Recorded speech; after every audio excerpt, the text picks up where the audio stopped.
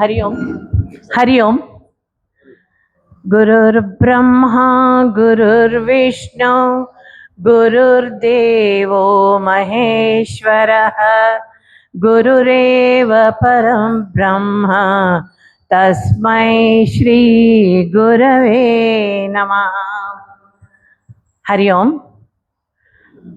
पूज्य गुरुदेव, पूज्य स्वामी ब्रह्मानंद जी, पूज्य समता माताजी, ಶ್ರೀ ರವಿ ಸರ್ ಹಾಗೂ ನಮ್ಮನ್ನು ಸತತವಾಗಿ ಮಾರ್ಗದರ್ಶನ ಮಾಡುತ್ತಿರುವ ಶ್ರೀ ಶೇಷಾದ್ರಿ ಸರ್ ಅವರಿಗೆ ಸಾಷ್ಟಾಂಗ ಪ್ರಣಾಮಗಳನ್ನು ಮಾಡುತ್ತಾ ಎಲ್ಲ ಸಾಧಕ ಭಕ್ತರನ್ನು ಆಹ್ವಾನಿಸುತ್ತಾ ಇಂದಿನ ಕಾರ್ಯಕ್ರಮವನ್ನು ಪ್ರಾರಂಭಿಸೋಣ.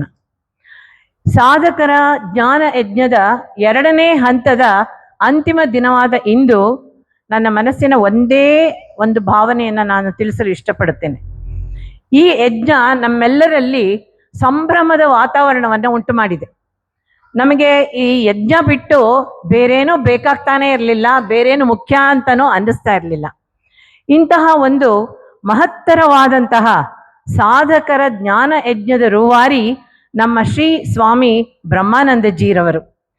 ಈ ಜಗತ್ತಿನ ಕರ್ತ ಹೇಗೆ ಬ್ರಹ್ಮನೋ ಹಾಗೆ ಈ ಅಮೃತ ಮಹೋತ್ಸವದ ಅಂಗವಾಗಿ ಸಾಧಕರ ಜ್ಞಾನ ಯಜ್ಞದ ಸೃಷ್ಟಿಕರ್ತರು ನಮ್ಮ ಸ್ವಾಮಿ ಬ್ರಹ್ಮಾನಂದಜೀರವರು.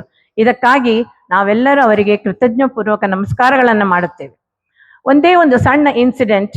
ಒಬ್ಬ ಸಂತರು ತಮ್ಮ ಶಿಷ್ಯರಿಗೆ ದೇವರ ಅರ್ಚನೆ ಮಾಡೋದಕ್ಕೆ ಪುಷ್ಪಗಳನ್ನು ತಗೊಂಡು ಬನ್ನಿ ಅಂತ ಹೇಳಿದ್ರು. ಆ ಪುಷ್ಪಗಳನ್ನ ತರುವಾಗ ಆ ಶಿಷ್ಯರು ಬರೀ ಒಳ್ಳೆ ಹೂಗಳನ್ನ ಮಾತ್ರ ಆರಿಸ್ಕೊಂಡು ತಂದ್ರು.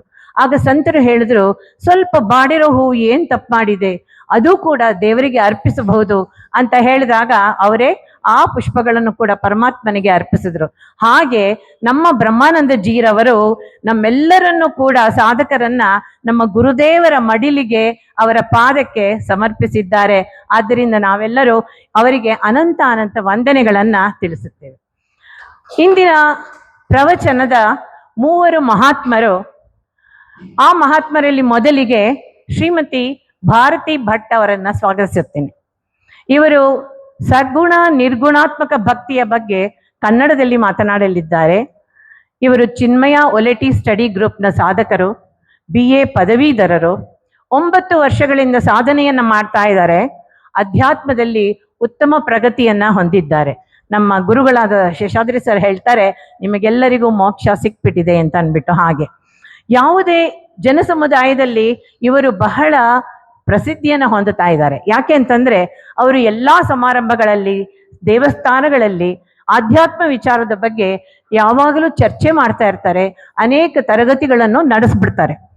ಸ್ವಲ್ಪ ಜಾಗ ಬಿಟ್ರೆ, ಸಮಯ ಕೊಟ್ರೆ ಇಲ್ಲೂ ಒಂದು ಗುಂಪನ್ನ ಸೇರಿಸ್ಕೊಂಡು ಅವರು ಆಧ್ಯಾತ್ಮದ ಬಗ್ಗೆ ಚರ್ಚೆ ಶುರು ಮಾಡಿಬಿಡ್ತಾರೆ.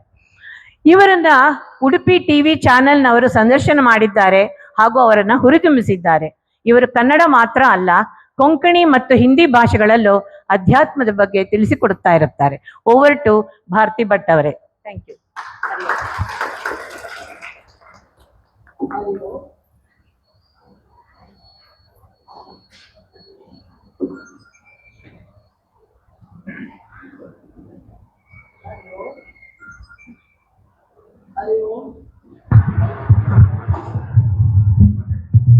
ಹರಿ ಓಂ.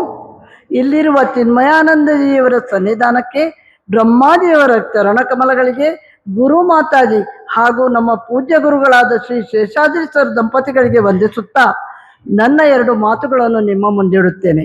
ಅದಕ್ಕಿಂತ ಮೊದಲು ಗುರು ಶಿಷ್ಯರ ಬಾಂಧವ್ಯ, ಅದು ಎಂಥ ಬಾಂಧವ್ಯ ಅಂತೇಳಿ ನನಗೆ ತಿಳಿದ ಒಂದು 2 ಮಾತುಗಳು ನಿಮಗೆ ಹೇಳುತ್ತೇನೆ.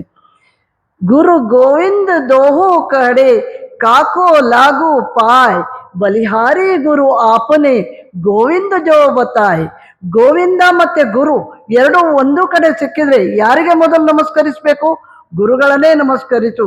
ಏಕೆ ಅಂದ್ರೆ ಗೋವಿಂದ ಇರುವ ತಾಣವನ್ನು ಗುರು ಬದ ಹೇಳುತ್ತಾರೆ. ಆದರೆ ಅದಕ್ಕೆ ಇನ್ನೂ 2 ಹೆಜ್ಜೆ ಮುಂದೆ ಹೋಗಿ ನಮ್ಮ ಸರ್ವಜ್ಞ ಏನು ಹೇಳಿದ್ದಾನೆ ನೋಡಿ. ಗುರುವಿಗೆ ದೈವಕ್ಕೆ ಹಿರಿದು ಅಂತರ ಉಂಟು, ಗುರು ತೋರೆ ದೈವಗಳೆಡೆಯೇನು, ದೈವತ ಗುರುವ ತೋರಿದನೆ ಸರ್ವಜ್ಞ. ಅಂದ್ರೇನು ನೋಡಿ, ಇವಾಗ ಗುರುವಿಗೆ ಗುರುವಿಗೆ ದೈವಕ್ಕೆ ತುಂಬಾ ವ್ಯತ್ಯಾಸವಿದೆ. ಗುರುವನ್ನು ದೈವ ತೋರಿಸ್ತಾನೆ. ಇವಾಗ ಗುರು ದೈವಗಳಿರುವ ತಾಣಗಳನ್ನು ತೋರಿಸಿದರೆ ಒಳ್ಳೆಯ ಗುರು ಸಿಗಬೇಕಾದರೆ ಅದಕ್ಕೆ ದೈವಾನುಗ್ರಹನೂ ಬೇಕು ಅಂತಾನೆ ಸರ್ವಜ್ಞ.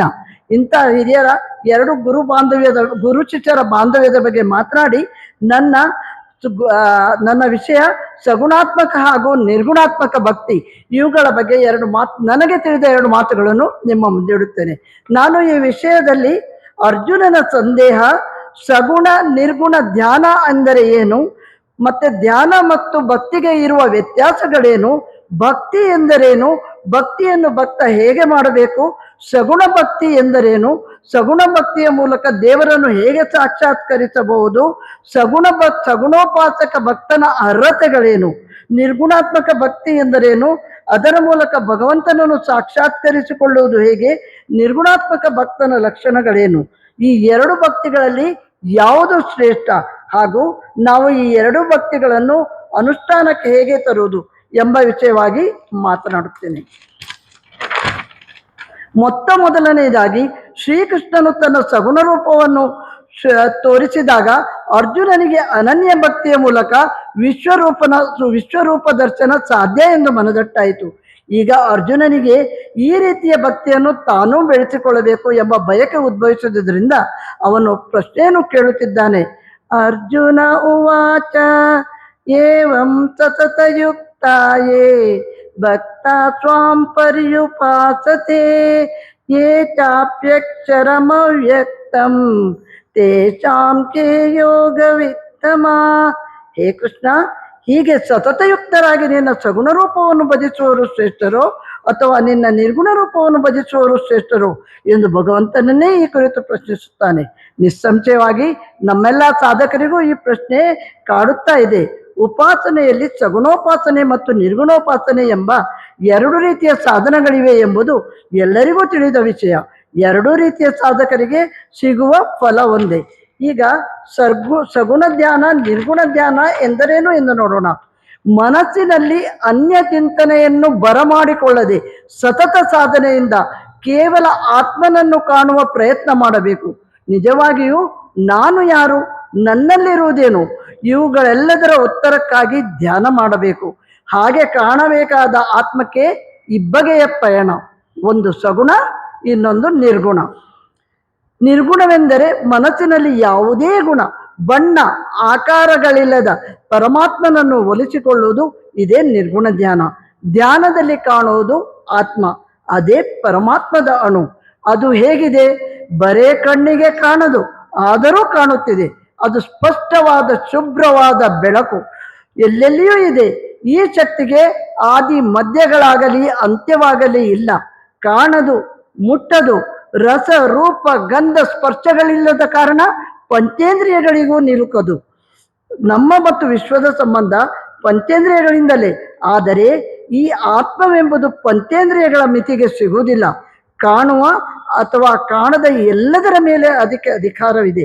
ಹೀಗೆ ಧ್ಯಾನಕ್ಕೆ ಕುಳಿತು ನಾರಾಯಣನನ್ನು ಹೃದಯಾಕಾಶದಲ್ಲಿ ಸ್ಥಾಪಿಸಿ ಯಾವುದಾದರೂ ಇಷ್ಟ ದೇವತರ ಮೂರ್ತಿ ವಿಗ್ರಹವನ್ನು ಎದುರಿಗೆ ಇಟ್ಟುಕೊಂಡು ಪೂಜಿಸಿ ವಿಷ್ಣುವನ್ನೋ ನಾರಾಯಣನನ್ನು ಹರಿಯನ್ನೋ ಕಾಣುವುದೇ ಸಗುಣ ಧ್ಯಾನ.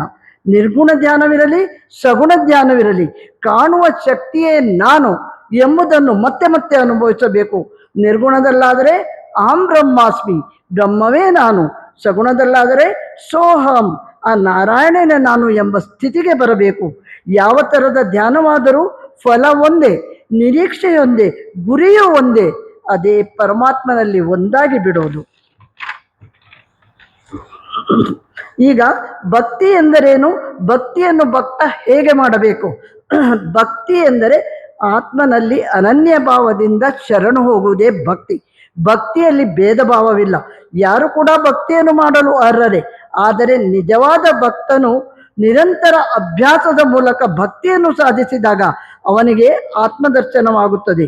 ಬುದ್ಧಿ ಹಾಗೂ ಮನಸ್ಸು ಸಂಪೂರ್ಣ ಶಿಸ್ತಿಗೊಳಪಟ್ಟು ಕಾರ್ಯನಿರ್ವಹಿಸುವುದೇ ಬುದ್ಧಿಯೋಗ.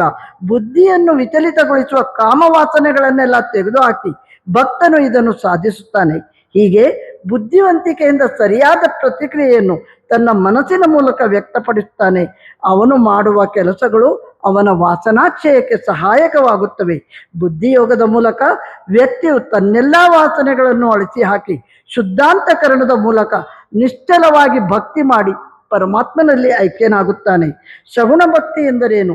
ನಾವು ಮನಸ್ಸು ಅಂದರೆ ಅಂತಃಕರಣ ವೃತ್ತಿ ಪರಮಾತ್ಮನ ರೂಪದ ಬಗ್ಗೆ ಮಾತ್ರ ಚಿಂತಿಸಿ ಪರಮಾತ್ಮ ಅಥವಾ ತನ್ನ ಆರಾಧ್ಯ ದೈವದ ವಿಗ್ರಹವನ್ನು ಇಟ್ಟುಕೊಂಡು ಅದನ್ನೇ ಆರಾಧಿಸುವುದು ಸಗುಣ ಭಕ್ತಿ. ಇಲ್ಲಿಯೂ ಅರ್ಜುನನಿಗೆ ಒಂದು ಸಂಶಯ ಬಂತು. ಇಂದ್ರಿಯಾತೀತವಾದ ಪರಮಾತ್ಮನ ಅವ್ಯಕ್ತ ರೂಪವನ್ನು ವ್ಯಕ್ತ ರೂಪವಾದ ಮೂರ್ತಿಯಲ್ಲಿ ಸಾಕ್ಷಾತ್ಕರಿಸಿ ಪೂಜೆ ಮಾಡುವುದು ಹೇಗೆ?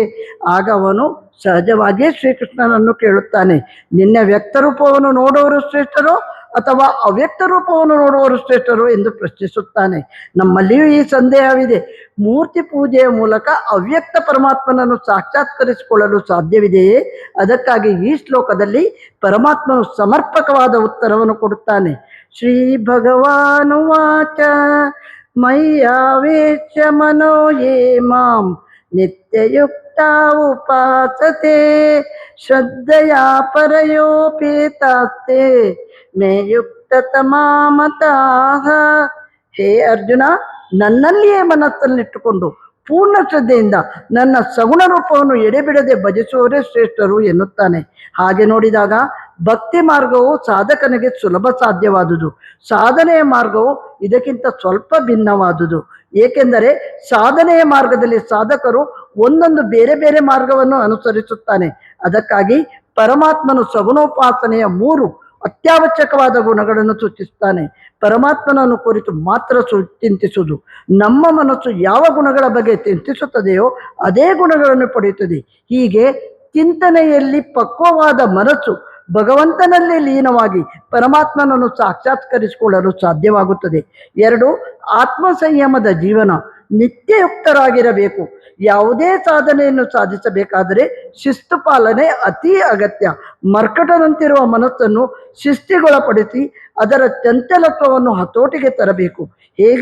ಹೀಗೆ ಮನಸ್ಸು ಬುದ್ಧಿಯನ್ನು ಆಂತರಿಕವಾಗಿ ಪರಮಾತ್ಮನ ರೂಪದೆಡೆಗೆ ತಿರುಗಿಸಿದಾಗ ಉಪಾಸಕನು ಉಪಾಸ್ಯ ದೇವತಾ ರೂಪದೊಡನೆ ಒಂದಾಗುತ್ತಾನೆ. ಇದೇ ಉಪಾಸನೆ. 3ನೇದು ಪೂರ್ಣ ಶ್ರದ್ಧೆಯಿಂದ ಕೂಡಿ. ಶ್ರದ್ಧೆ ಇರುವುದು ನಮ್ಮ ನಂಬಿಕೆಗಳಲ್ಲಿ. ಆದರೆ ನಮಗಿರುವ ನಂಬಿಕೆಗಳಿಗಿಂತ ಮೂಢನಂಬಿಕೆಗಳೇ ಜಾಸ್ತಿ. ಮೂಢನಂಬಿಕೆ ಶ್ರದ್ಧೆಯಲ್ಲ. ಯಾವುದೇ ವಿಷಯವನ್ನು ಬೌದ್ಧಿಕವಾಗಿ ಒಪ್ಪಿಕೊಳ್ಳುವುದು ಶ್ರದ್ಧೆ. ಶ್ರದ್ಧಾರಹಿತನಿಗೆ ಜ್ಞಾನವೇ ಆಗದು. ಶ್ರದ್ಧೆ ನಮ್ಮ ಸಾಧನೆಗೆ ಉತ್ಸಾಹ, ಅನುಪಮ ಕಾರ್ಯಶೀಲತೆ ಹಾಗೂ ಧ್ಯೇಯವನ್ನು ಸಾಧಿಸುವ ಹಂಬಲ, ದೃಢ ನಿಶ್ಚಯಕ್ಕೆ ಅಡಿಗಲ್ಲಾಗುತ್ತದೆ. ಈಗ ನಿರ್ಗುಣೋಪಾಸನೆಯ ಬಗ್ಗೆ ಚರ್ಚಿಸೋಣ. ನಮ್ಮಲ್ಲಿ ಕೆಲವರಿಗೆ ನಿರ್ಗುಣೋಪಾಸನೆಯು ಅಸಾಧ್ಯವಾದುದು ಎಂಬ ತಪ್ಪು ಗ್ರಹಿಕೆ ಇದೆ. ಇದು ಅಸಾಧ್ಯವಲ್ಲ, ಆದರೆ ಕಷ್ಟ ಸಾಧ್ಯ. ಏಕೆ? ಯಾವಾಗಲೂ ವಿಷಯ ಚಿಂತನೆಯನ್ನು ಮಾಡುತ್ತಿರುವ ಮನಸ್ಸಿಗೆ ವೃತ್ತಿರಹಿತವಾಗಿ ನಿಲ್ಲುವುದು ಕಷ್ಟ ಸಾಧ್ಯ. ಮನಸ್ಸಿನ ಸ್ವಧರ್ಮವೇ ಚಂಚಲ. ಅಶಾಂತವಾದ ಮನಸ್ಸಿಗೆ ನಿರ್ಗುಣ ಧ್ಯಾನವು ಸಾಧ್ಯವಾಗುವುದಿಲ್ಲ. ಹಾಗಿದ್ದರೆ ಯಾರಿಗೆ ಇದು ಸಾಧ್ಯ? ನಿರ್ಗುಣೋಪಾಸಕನು ಸ್ಥಿತಪ್ರಜ್ಞನಾಗಿರಬೇಕು. ಮನಸ್ಸು ಬುದ್ಧಿಯನ್ನು ಪರಮಾತ್ಮನಿಗೆ ಅರ್ಪಿಸಿಕೊಂಡವನಾಗಿರಬೇಕು ಹಾಗೂ ಯೋಗಿಯಾಗಿರಬೇಕು. ಇನ್ನು ಮುಂತಾದ ಅನೇಕ ಲಕ್ಷಣಗಳನ್ನು ಪರಮಾತ್ಮನು ಸೂಚಿಸುತ್ತಾನೆ.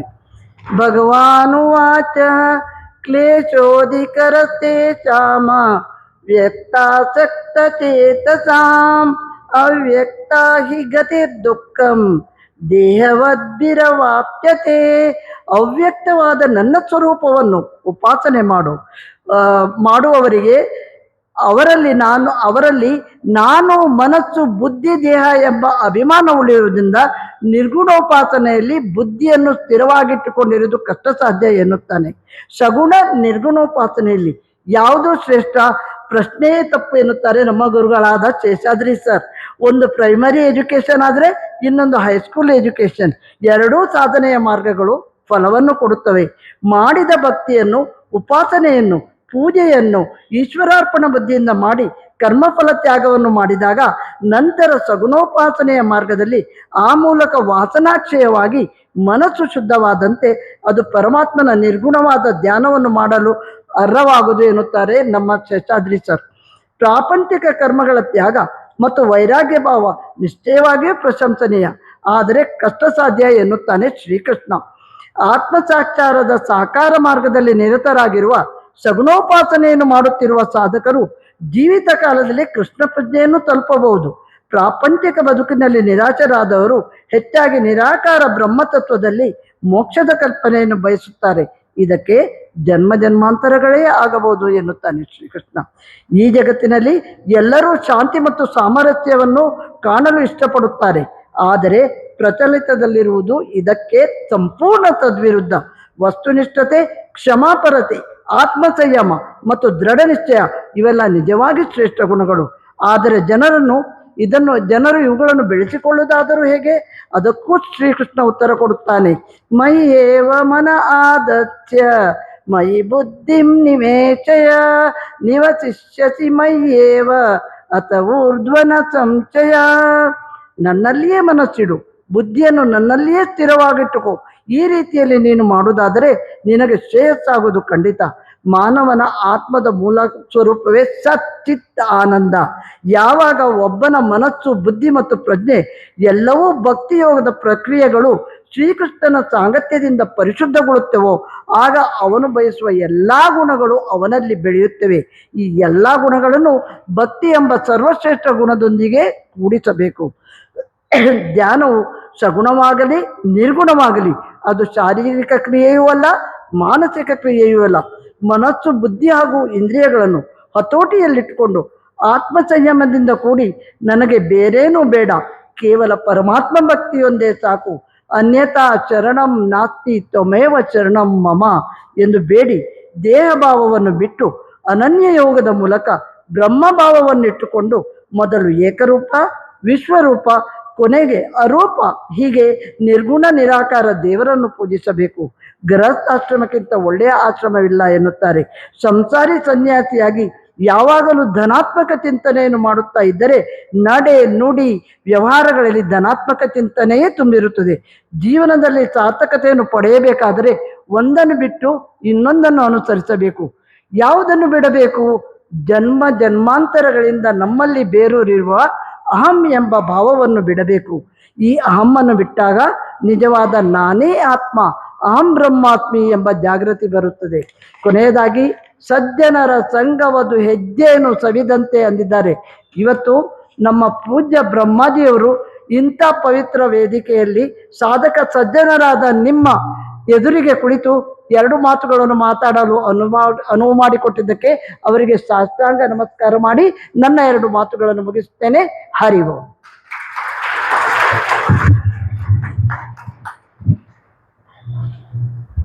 ಹರಿ ಓಂ. ಭಾರತಿ ಭಟ್ ಅವರಿಗೆ ಅನಂತ ಧನ್ಯವಾದಗಳು. ಸಗುಣ ಮತ್ತು ನಿರ್ಗುಣ ಉಪಾಸನೆ ಹಾಗೂ ಧ್ಯಾನ ಮತ್ತು ಭಕ್ತಿ ಇವುಗಳ ಬಗ್ಗೆ ಸ್ಪಷ್ಟವಾದ